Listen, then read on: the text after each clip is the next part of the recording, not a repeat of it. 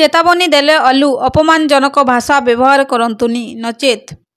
South superstar अभिनेता अलू अर्जुन तांको फिल्म पुष्पा 2 रिलीज हेबा दिन ठारू चर्चा रहिछंती।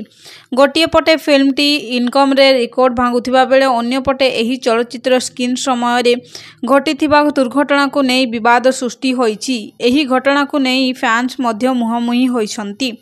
गोटिए पटे किछि लोक अलू अर्जुन को समर्थन रे छिड़ा होईथिबा बेले आउ किछि तांको विरोध रे अछंती। अलू अर्जुन को समर्थन रे किछि प्रशंसक सोशल मीडिया रे खोलाखोली भावे पोस्ट करुथिबा बेले अन्य पटे किछि लोक मिछ आईडी खोली अशालीन मंतव्य देउछंती, जहाकु नै अभिनेता सोशल मीडिया रे एक पोस्ट करिसंती। से कहिसंती, मु मोर समस्त प्रशंसक को अनुरोध करुछि जे सेमानंक भावना को दायित्ववान भाव रे परिप्रकाश करंतु।